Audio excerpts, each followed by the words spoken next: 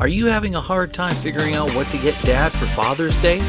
Shop now at sportshistorynetwork.com/row1 and save 15% off your order when you check out Row 1 Brand's Vintage Sports Pictorium Gallery. They have America's best sports art. With over 7,200 historic sports prints, you're assured to find something unique for Dad this Father's Day. If he's an NFL buff, check out the 1963 vintage NFL helmet poster.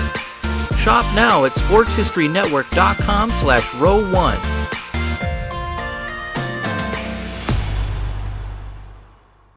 This podcast is part of the Sports History Network, your headquarters for the yesteryear of your favorite sport. You can learn more at sportshistorynetwork.com. Hello, sports fans, and welcome to another edition of Yesterday's Sports on the Sports History Network. Today, we will go over part 2 of pro wrestling. I wasn't of driving age yet, but my photographer friend was. So off we went to my first wrestling show. They weren't the cheap seats either. We were right up front. While my friend clicked away with his camera, I sat there in awe of these massive individuals. If you think Andre the Giant looked big on TV, you can imagine what he looked like up close. I continued going to the shows whenever my friend had an extra ticket, but most were local shows. I never bothered any of the wrestlers for autographs because I didn't want to embarrass my friend. Then one day, my friend asked me if I wanted to go to an upcoming show at Madison Square Garden. Wayne had some extra tickets, and he asked me if I wanted them, he said. "Who's Wayne?" I asked. "Superstar Billy Graham," he said. I thought he was pulling my leg, but he wasn't. The next thing I knew, I was sitting in the front row at the Garden, watching Graham wrestle Ivan Putschke. Graham was declared the winner when Putschke got disqualified for disobeying the referee's commands.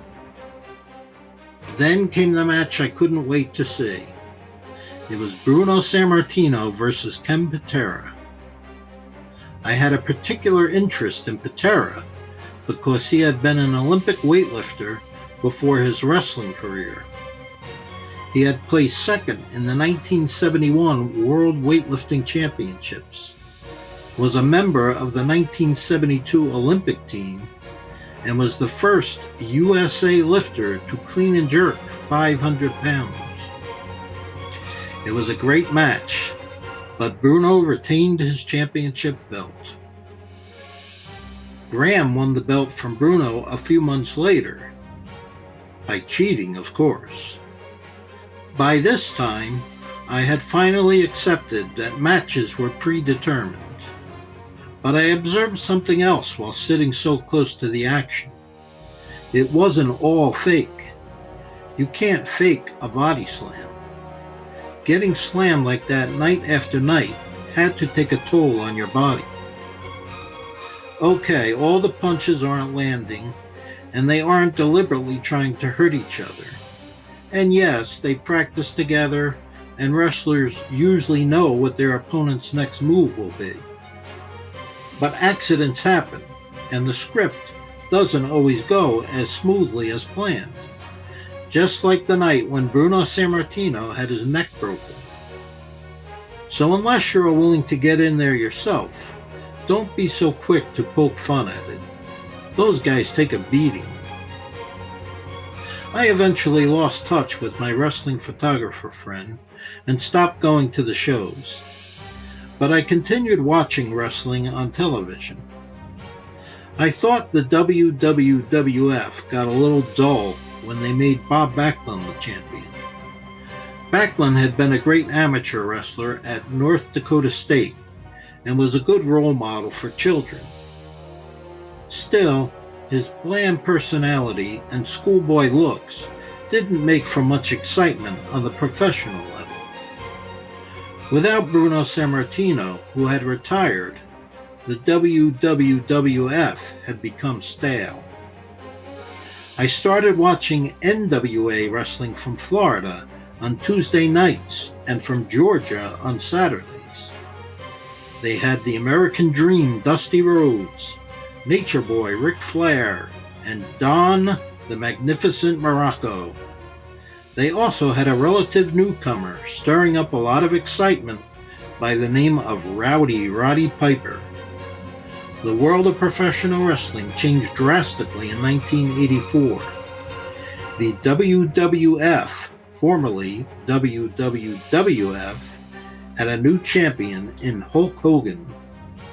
Later that year, Roddy Piper joined the federation. Both Hogan and Piper had the charisma that had been lacking in the WWF. With Hogan playing the good guy and Piper playing the heel, former fans of the WWF like myself came back. Another significant change came that year when longtime WWF promoter Vince McMahon Sr. died.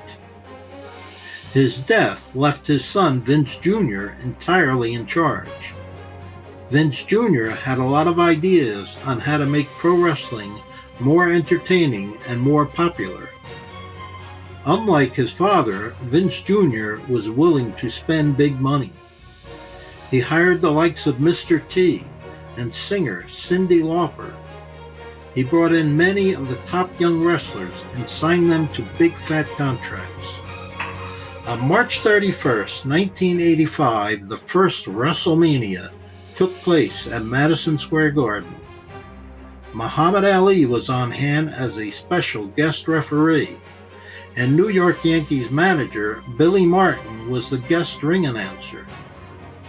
Performer Liberace was the guest timekeeper. The attendance for the event was 19,121. Over 1 million viewers also watched it through closed-circuit television. I was not one of those viewers.